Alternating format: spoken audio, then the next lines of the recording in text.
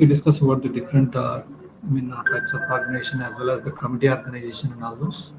And today we discuss about the centralization and decentralization. Before that, we'll discuss, because we have discussed the different types of committees.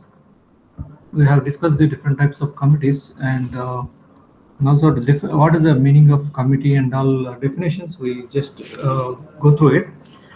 So here a group, in the sense, it is defined as any collection of interconnected individuals, and means members working together for some purpose is called as a group in a particular organization. So and committee is relatively stable and formally composed group. So it is a committee and group. It is nothing also for a collection of individuals only. Committee is also a collection of individuals only, but it is formally composed group. It is a formally composed group. So committees are a very specific type of group, in that they are very stable and meet periodically and have an identified purpose that is a part of the organizational structure. So and say I have mentioned that committees can do policies and procedures. Okay, those are all the committees which you can say. And committee is a group of people appointed for a specific function. So the group of people which are appointed for a specific function, which consists, typically consists of a member of a large group. And committee generally it is ideal, what do you call, ideal number of individuals or number of members in a particular committee is generally it is 6 to 8. Generally it is 6 to 8, and the committee has no power except the power assigned to it by its appointees.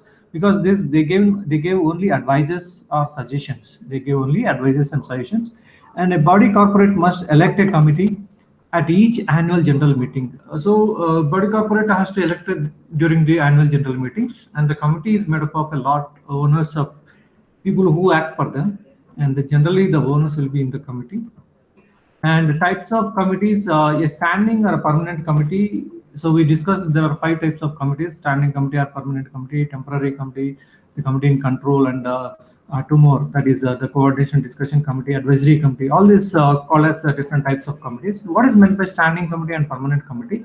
So which is needed in a complex organization experiencing the multifaceted problems almost all the time. So here there is a permanent committee which has to take care of the problems which is coming every time. I mean all the times.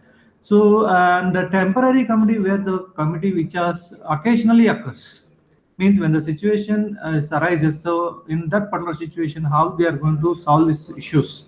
So is formed to face and solve the problems arising occasionally. So that is what you can call it as temporary committee. And permanent committees, because you need to solve the problems which are almost occurs all the time. So that is what we can say it is a permanent committee. So you can say, for example, purchasing committee. Purchasing committee can, because every time you need to have the raw material purchase and all those equipments or whatever it is. So that will be treated as a permanent committee. A temporary committee, you can say, for example, any disciplinary action. If you want to take on a particular individual or employee, so you can form a temporary committee, and then you can solve that kind of problems. And the committee in control, say, has a full powers to act and may assume a position that could be managed by one individual. So here the committee in control, so which has the full powers to act upon. So this committee will be having the powers or authority given to that. Okay. And the coordination and discussion committee, so discuss the problems and give the advices. So means after discussing and coordination among the group of the people, they will give just advice on the particular problem, and it has no power to act. And the advisory committee explores various aspects of problems and suggests the courses of action to the concerned executive, thereby helping him to reach the decision for which he is held responsible. So in the sense, the advisory committee completely, it is a kind of permanent committee which is keep giving the advices and suggest the some courses of actions, and whether the executive members can take the action or may not take the action, so thereby helping him to reach the decisions for which he is held responsible. So the committee does not have the power to act, and advisory committee is used extensively in the business organizations. So what are the factors to be considered when organizing the committee and making appointees? And the committee should be composed of people who want to contribute in terms of commitment, energy, and time. So it should be composed people of, who are really committed, and who are spend their time and then energy. So for them, you need to select, and the members should have a variety of work experience and educational backgrounds. Composition, it's a kind of, no, it's not of the same kind, it's a different departments. You need to come, select the members from the different departments, and as well as having the work experience. And committees should have enough members to accomplish the assigned task, because the number of members should be very limited in the committee. So it should not leads to the more than, say for example, 6 to 8 is the ideal. I can say 6 to 8 members in the committee are usually ideal. That is what mentioned here. And then the task and the responsibilities, including the reporting mechanism, should be very clearly outlined in the committee when it is formed, and the assignment should be given ahead of the time, so that you can expect the work from the committee. And also we can discuss what is going to be happening in the next meeting. And then all committees should have a written agendas and effective committee chairpersons. So these are the factors which you need to consider. So now we'll move to the next topic, which is called as centralization. So here you might have heard about these two words, that is called centralization and decentralization in any particular organization. So what actually means the centralization?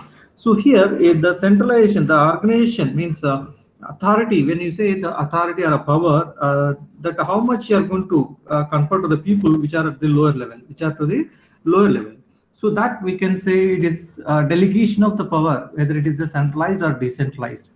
So here, if you see the definition here, centralization means the reservation of authority at a central point, means within the organization. So generally, this is for small scale industries or small size of the organization. It will be centralization will be applicable, because the power, the authority, or to give the commands, can be at a certain central point, and within the organization, of course. And in the centralization, control and decision making reside at the top levels of management. Say for example, in this case, the executive director will be in this flow chart.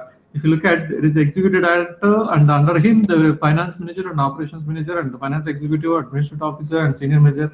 So all these levels, if you look at the top level management, in the sense, generally it is the authority, I mean decision making power, and then giving the commands, controlling power, all will be having with the executive director, I mean the top level management.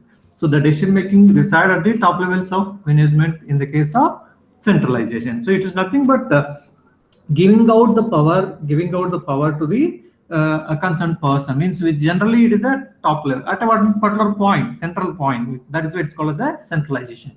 So now the circumstances, when you say the varying of centralization of decision making power. So if you look at the in the small organization, we say that it is essential for, I mean, this centralization is very essential for the small organization to survive the competition, and unified direction and the integration. So centralization may become essential to provide the unified direction, because the one who is keep giving, because it is power, the authority and the decision making power is at one particular point. So they can work towards the one individual, I mean, who has set the objectives. According to that, we can work on. So that is why to provide the unified direction and to activities and keep integration upon all the members, and it ensures the overall organizational perspective.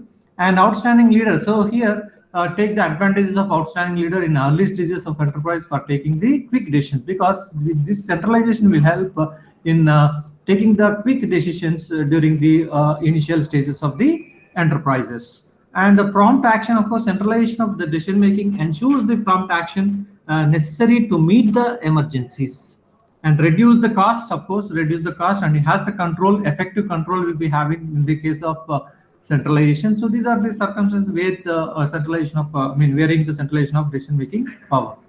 And when you look at the factors which are, affecting the particular centralization. If I give the centralization, means the power of our authority or decision making power, if we give at one particular point, central point, what is going to be happen? So the factor influencing the centralization is the cost and risk associated with the decision, because it is not a group decision or a committee decision, or an advisory committee is not giving the decision here. So an individual is taking the decision. So the cost and the risk is also always associated with this decision making. So which could have the heavy impact on the performance. So now individual managers preference for a high degree of involvement in detail and confidence in subordinate. Some may prefer to delegate while some may not. So in this case, some of the managers might delegate some of the power, but because of the confidence on the subordinates, they cannot delegate also. And the history of an organization culture is also depends upon, and the history of an organization culture say under strong leader may have centralized structure, and the lack of abilities of low level managers sometimes if the low level management is not of so of able, I mean they are not able to perform their task, then automatically then top level management to have to look after this thing. So then the centralization will come into the picture. So lack of the ability of low level managers may create a lack of faith in them, so that makes it difficult to decentralize. So then we'll go for the centralization, means authority or a power of decision making will be kept at one particular point. You see these centralization structures where and how we can use say small business often operate in a centralized manner, because small businesses where the size of the workforce is very less and say around 5 to 10 people, so we can easily manage in that centralized structure. That's why the small business often operate in a centralized manner, simply because of the smaller size of their workforce. And a small business owner may be the only manager in the entire company, so he can have the decision making power and all those. That is also one of the things. And here if you look at the example, a trucking company is an example, a company with a centralized organizational design, and trucking company managers make all the operational designs and information to individual drivers through dispatchers. So that's why small organization where only one manager will be available, in such situation we can apply this what you call centralization, apply any centralization.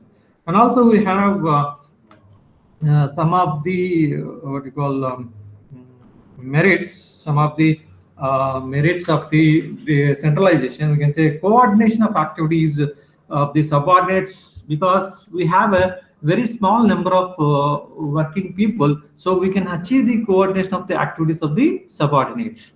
And also there is no duplication of efforts and resources, because a smaller number, and the decision take into account the interest of the entire organization, because with a group of 5 to 10 people, that will be decision with whatever the decision we are going to take, that will be into the account and the trust of the entire organization. And the strong central leadership develops, which may be required in crisis.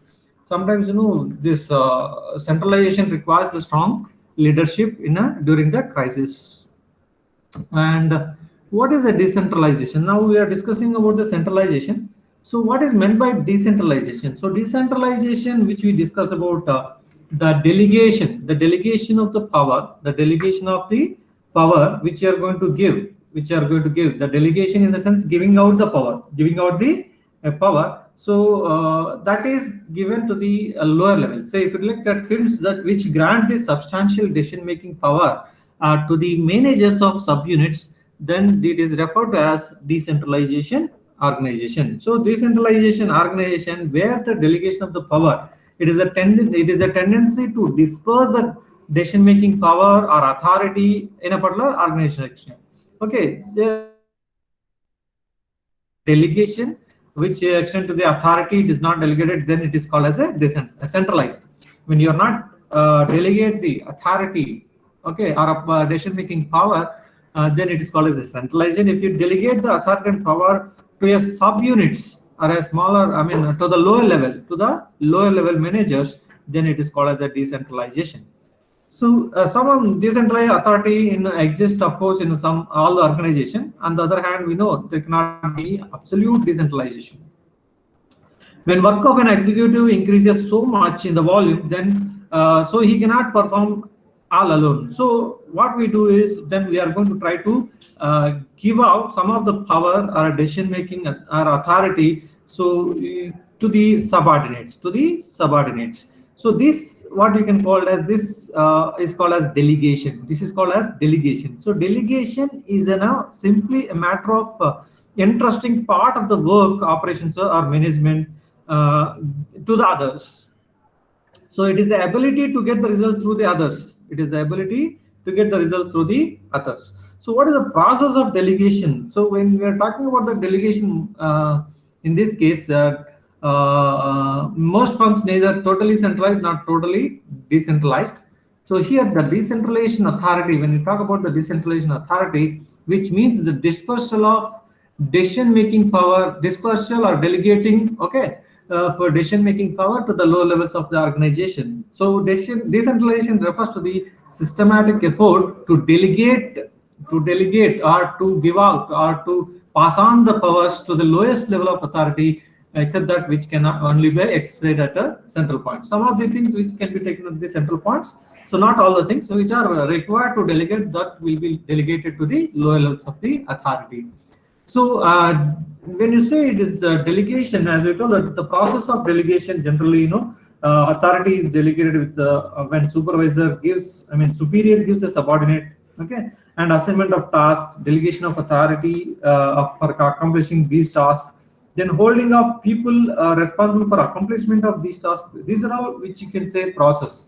We can say the process. So now, when you look at this decentralization authority, so it is decentralization is not the same thing as the delegation. So both have the different meanings. So decentralization and is not the same as the delegation. Delegation means just giving out the power or a responsibility or authority from one individual to the another individual. But decentralization means scattering of the authority throughout the organization, So delegation to one individual to the another. Decentralization refers to the organization. Decentralization refers to the organization. So delegation refers to the individual to individual. When you are passing out the responsibility and authority from one to one, one to another, then we can say it is called delegation. So decentralization is the scattering of the power or the authority throughout the organization. So it is the diffusion of authority within the entire enterprise. So decentralization is distinct from dispersion. Dispersion occurs when the plants and offices are located at different places with a physical distance between them. So now, applications of these decentralization structures, we can say franchise organizations provide an ideal example of decentralized structures. All the franchises which you want to start with the name of the others, then all those organizations which is called as a decentralized structure, because the authority will be given to that franchise who have taken the franchises. So that is a kind of decentralized structures. And franchise companies controls the most product development and marketing decisions at the top, but they give the franchise owners of a great deal to the independent running, which are individual stores. And franchise owners make the staffing decisions, of course, the decisions on hours of operations and compensation decisions completely on their own, on their own. So some examples which you look at, McDonald's, which has a foreign company, we have say you can take the franchise of this and we can run the business in India, so that then it will become as a decentralized structures. So companies with a wide geographical reach also can benefit from decentralized structures. And here I have shown that differentiation between the delegation and the decentralization. So delegation is the process of devolution of authority, giving out the authority. And decentralization is the end result, which is achieved when the delegation of authority is done, means is at more than one level. So delegation takes place between a superior and subordinate, but decentralization takes throughout the organization because it's spread throughout the enterprise. And in delegation, controls rest entirely with a superior or a delegate, because the control will be having between them only. So delegation is a must for management. Subordinates must be given sufficient authority to perform their assignments. And whereas decentralization involves spreading of the total decision-making power throughout the organization, and the top management may exercise the control only in some situations and only in general manner and delegate the authority for control to the departmental manager. In such case, only the management will be involved, not in all the aspects. So that is the difference between the delegation and as well as decentralization. So now coming to the assigning a task is not called as a delegating. So assigning a task to a subordinate is not called as a delegating. And also telling the people what to do and is not a delegation. So you are just telling you do like this. No, that is not called as a delegation. When you hand over the decision making concerning how the jobs get be done, then it is called as a decision making. Delegation or delegation. Establish the timelines and also explain the big picture. Provide the authority to achieve the goals. So you need to provide authority to achieve the goals. Then it is called as a delegation or decentralization. Yes, coming to the before going to this, we need to discuss some of the disadvantages of uh, this is what we call decentralization as well, because we have discussed the decentralization. So, what are the disadvantages of decentralization? So, when you say decentralization, reduce the problem of communication and okay, problem of communication, and decentralization permits the quicker and better decision making, because it is the power of authority. It will be at lower level managers also can be having the decentralization decision making power. So it permits the quicker and better decision making. And decentralization recognizes and actually capitalize on the importance of the humans element. Under decentralization, employees are very able to exercise more autonomy, because they have their own powers, they have their own, so they feel they may feel get motivated also, and then they can do their jobs better way. So that decentralization, of course, leads to a competitive climate within the organization, because individuals have taken the power of decision making, so they can do their in their own way. So then it leads to the competitive environment is created in the organization.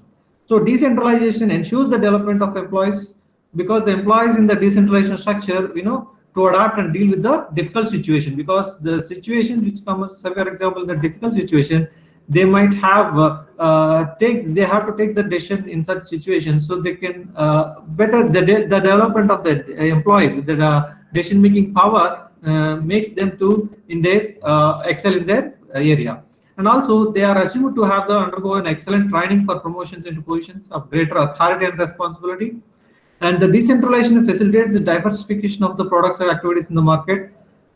This decentralization enables the top manager to spend a significantly larger proportion of the total time on the external problems of the organization, because when you have given the power of decision making or authority and responsibility to the lower levels, then the top level management has to spend this significantly larger proportion of the total time on the external problems of the organization, external problems of the organization, not in the internal, because the internal problems, when you have given the decentralization authority and responsibility, automatically the top level management will be more focused on the external problems of the organization.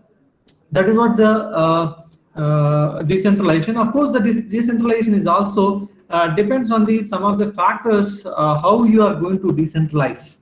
I mean, what factors is going to be taken care, means depending on the size of the organization, as we told that the top level management philosophy of the top level management, and of course ability of the lower level managers. So if they are very good enough take the power, I mean decision making power, then we can give the decentralization. So ability of the lower level managers, and also nature of the management function, and if you have available controls, then costliness and significance of decisions. These are the things which are need to be taken into consideration while going for decentralization. Of course, we are talking about the delegation also. Then when you look at the delegation and decentralization, so when you look at the part of the what you call difficulties which you are going to face in the process of delegation, we can look at, say for example, on the part of the boss. Say for example, boss can be, say, I can do it in better myself feeling. So lack of ability to direct them, and lack of ability, lack of confidence, of course, and then absence of control that warns of coming troubles. All this will be on the part of the boss, and on the part of the subordinates, fear of criticism and lack of self-confidence and lack of information and resources to do a particular job. All this will be difficulties in the delegation, difficulties which you are going to face in the delegation, because when you want to give the power, then you should have a confidence. They should have a confidence. The subordinate should have a confidence of doing that work by taking his own decisions. So that is one which you can say difficulties in the delegation. And coming to the very important span of management, span of we can say organizations levels, and it is also called as span of control, span of supervision. It has a different meanings. Span of control, span of supervision, span of management, all are same, and it is referred to the what actually it means. Span of a management, in the sense it is referred to the number of subordinates which are reporting directly to the superior or a boss. Okay, so the number of subordinates who report directly to a boss. The how many number of subordinates which any particular manager should have. That decides the number. That decides the number of subordinates. Of course, generally 4 to 8 subordinates at the upper levels of the organization, and 8 to 15 more at the lower levels will be generally taken into consideration. So 4 to 8 subordinates at the upper levels of the organization, and 8 to 15 or more at the lower levels. Means when you take this diagram, see this is the lower levels organization. So in the this we can have can have 8 to 15, and above that upper levels generally it is 4 to 8.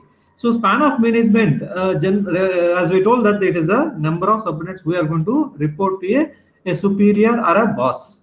So a manager should not have more subordinates because it leads to the losing of control. Losing of control. So he cannot properly guide them. He cannot effectively manage them. So that is why there should be a limit in the number of subordinates. There should be a number which is number of subordinates should be limited. So the relationship between the span and the organization levels, if you look at this diagram, you can easily find out. And a wide span of management is associated with the few organization levels, and narrow span, of course, we discussed the wide. There are two types of span. There are two types of span.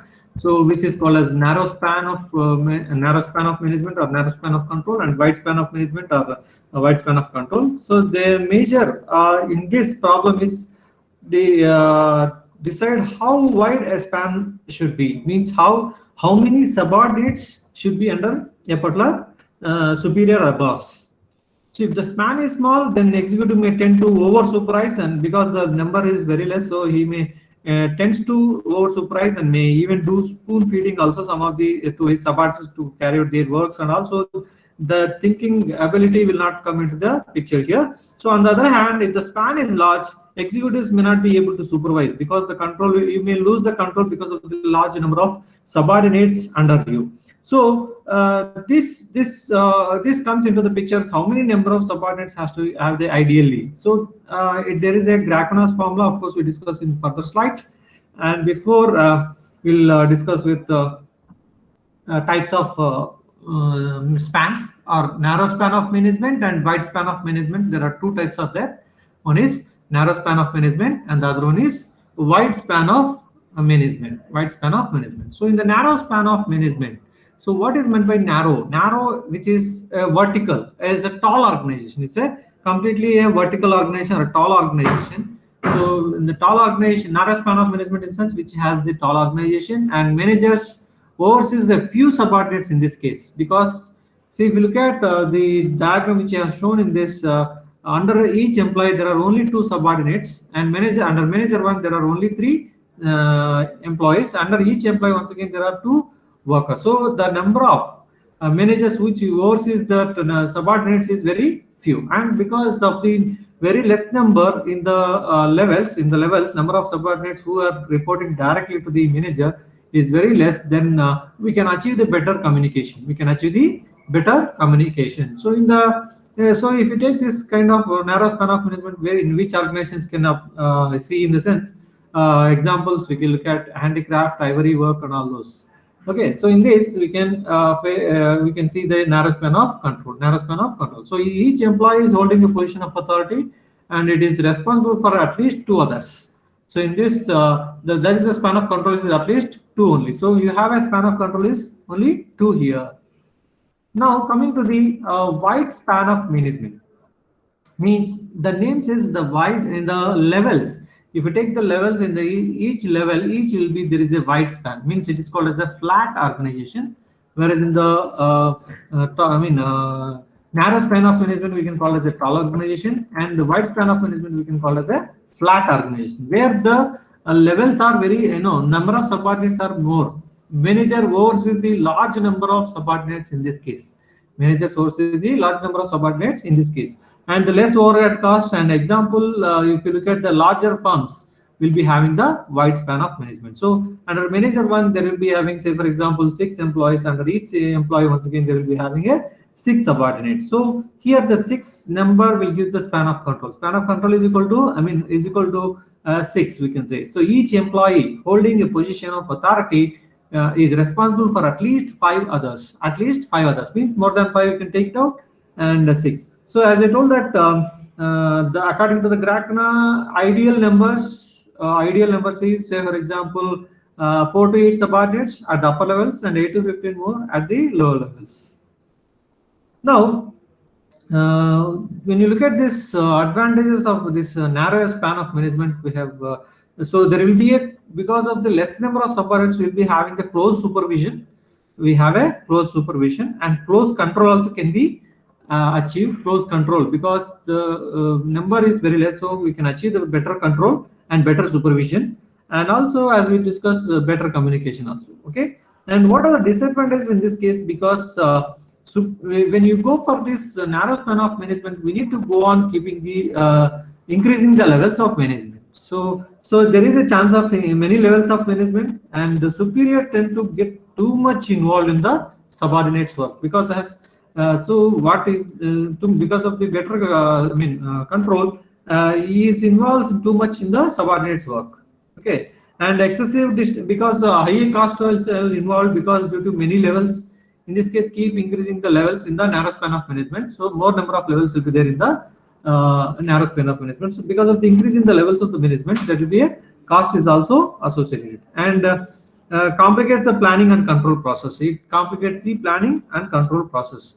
So now we look at the, as we discussed, the wide span of management is applicable for flat organization, and it is managers versus the large number of subordinates. Less overhead cost means because they reduced in the number of levels, reduced in the number of levels. So here the advantages of this wide span management is superiors are forced to delegate. Superiors are forced to delegate, and clear policies must be made, and subordinates must be very carefully selected. Subordinate, because when you are going for wide span of management, number of controls, because they should have a good, better this thing. So that subordinate must be very carefully selected. And disadvantages in this case is tendency of overloading superiors to become decision bottlenecks, as well as and danger of superiors loss of control, because sometimes as the number of increase in the subordinates, the superior may lose his control. So it requires managers with the exceptional qualities. So the managers should have the exceptional qualities in this case. So now coming to the narrow span of control and wide span of control, as we told that, see, narrow span, there are lot number of levels. So this is the first level, second level, third level, fourth level.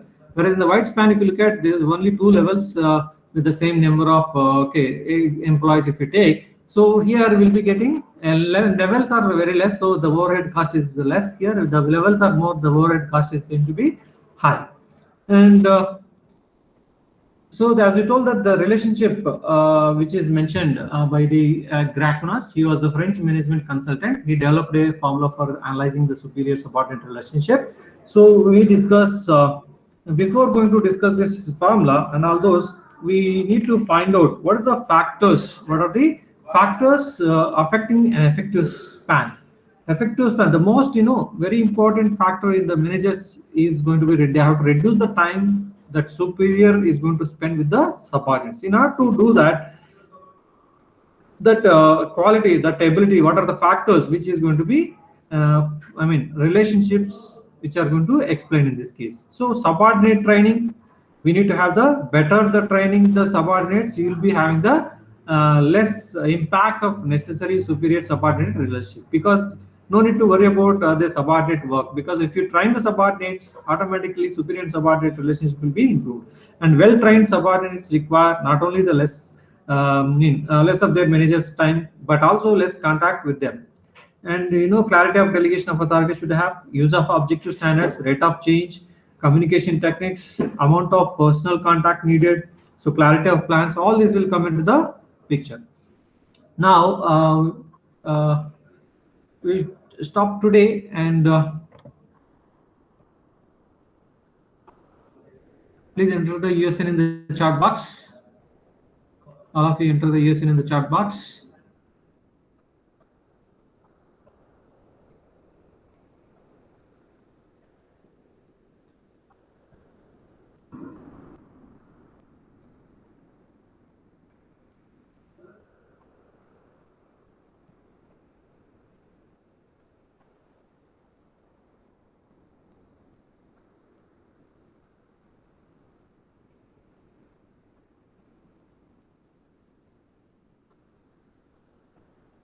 So those who have entered the USN in the chat box, please leave the class and then open your Google Classroom so that you can attempt the quiz.